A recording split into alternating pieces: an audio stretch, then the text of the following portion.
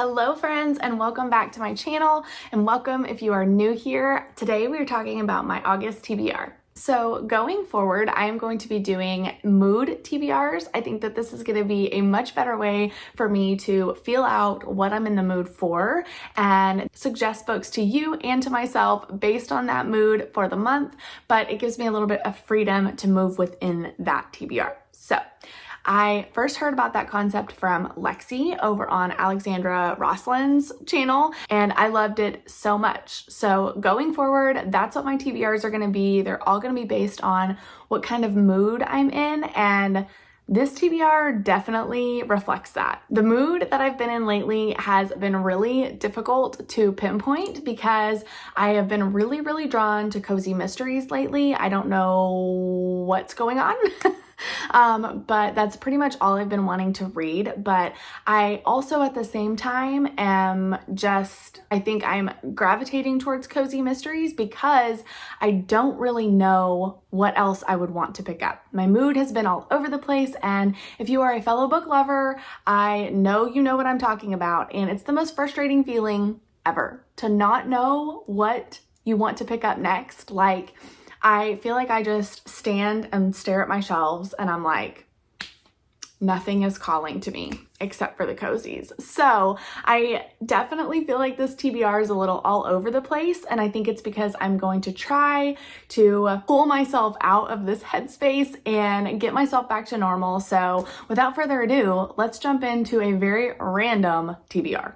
So we have a little bit of everything on this. We have a classic that I want to get to this month. We have some romances, one of which is a reread. We have a thriller. We have mysteries. We have cozy mysteries. So we have a little bit of everything on this TBR. I even have a little bit of manga. So let's jump in. So let's start with the classic. This month I'm really wanting to read Dracula for the first time. I am so excited about this. I have wanted to pick this one up ever since I read Frankenstein for the first time. I absolutely love Frankenstein. It's one of my favorite classics, and so I'm super excited to dive into this one.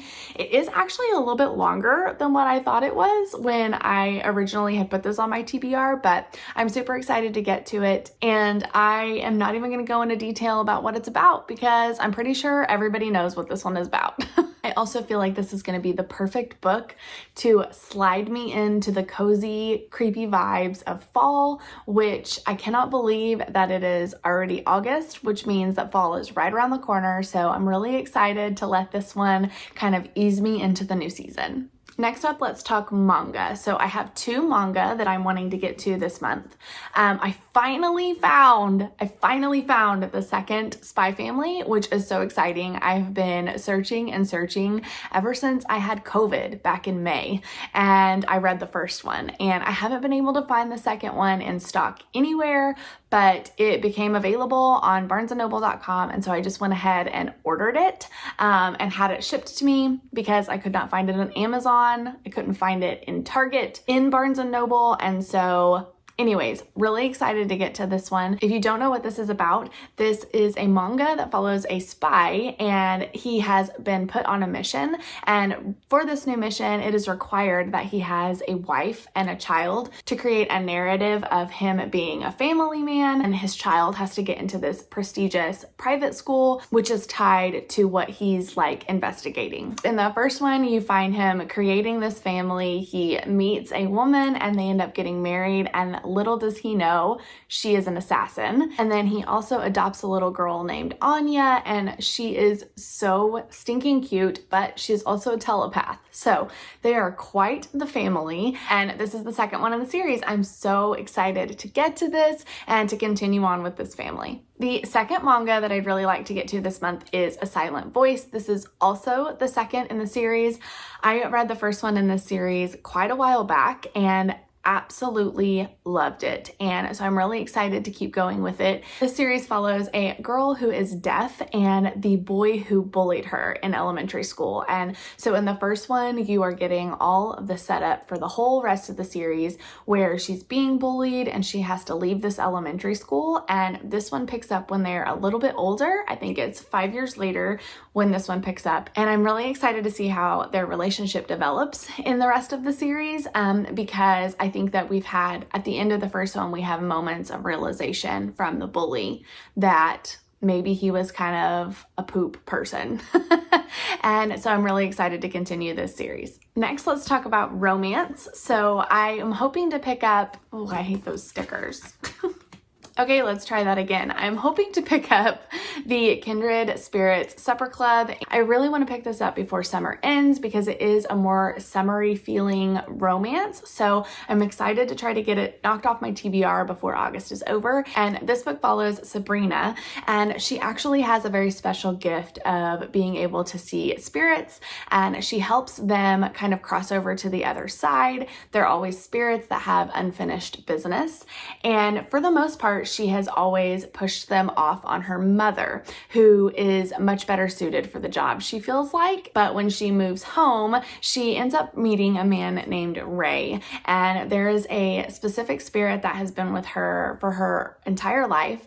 And the back describes this spirit as a rom-com loving ghost. And so I'm wondering if maybe this ghost actually ends up helping her and pushing her towards a new romance. It just sounds super cute. I love that it's like a romance with a supernatural element. That excites me a lot. And I don't know why, but I have a feeling this might be a 5-star for me. It's just that gut feeling you get when you're reading the back of a book. So hopefully it doesn't disappoint. The next romance is actually going to be a reread for me. I am hoping to reread The Hating Game this month. This is an all-time favorite romance for me. I love it so much, and this will actually be my 3rd reread of it. I have read it twice on my Kindle, and I just got the physical book in a few months ago, and so I'm excited to reread it because I want to annotate it. If you don't know what this book is about, it is about Lucy, and she is up for a promotion at work, but she is going to have to compete for it because her arch nemesis Josh is also going after the same promotion. And in the heat of the competition, they realize that maybe there is more to this game that they're playing, and it's just so much fun. I love, love, love this book, and the idea of rereading it and annotating it is bringing me so much joy. I can't even contain it. So this one might be first up for me. I'm not really for sure. Next up, we have what I think is going to be my last summer thriller for the season, and that is My Summer Darlings by May Cobb. This is the same author that wrote The Wives Hunting Party. Is that the name of it?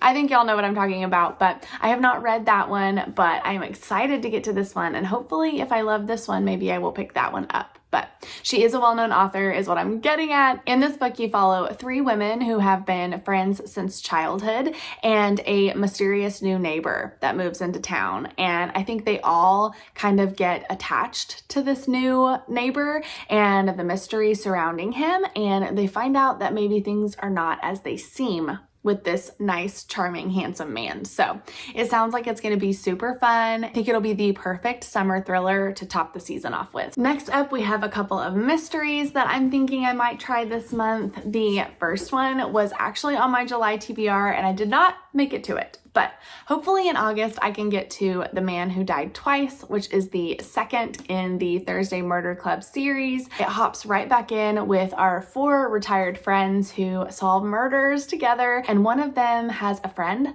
that ends up coming to town and something nefarious happens. And so they are back on the case. And I really, really want to prioritize this month because I want to get this read before the 3rd one comes out in September. So I am excited to pick it up. Next up, we have The Decagon House Murders, and I am so excited and intrigued by this.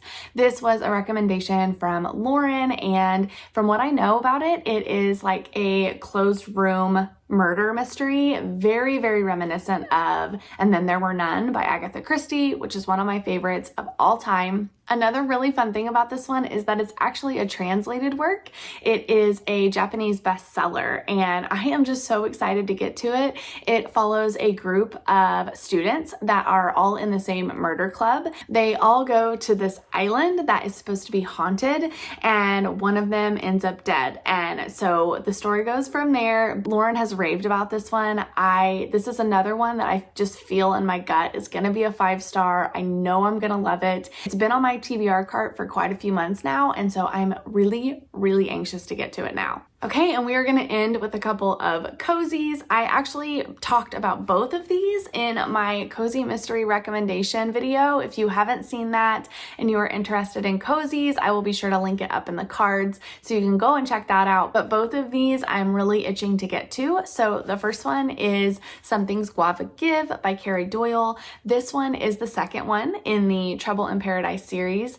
I finished the first one last month and I absolutely loved it. And this one is obviously a more summery feeling mystery because it's set in the Caribbean. So hoping to get to this one before the summer season ends, and just excited to be back in Plum's world and to see what she gets herself into in the next book. And then the last book on this mood TBR is another cozy, and it is Killer Content by Olivia Black.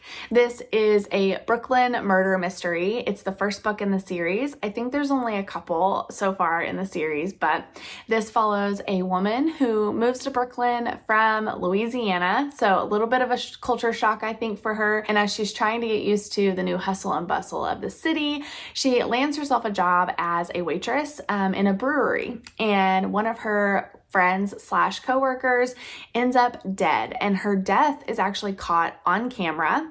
And when she sees the footage of it, she knows that something's not right, that it was not an accident, and that something suspicious is going on. So she is going to try and figure out what that is, but it just sounds like so much fun. And like I said, I've been really drawn to cozies lately. So really anxious to give this series a try, and I will report back, obviously, of whether or not I'm going to be continuing it, but should be good.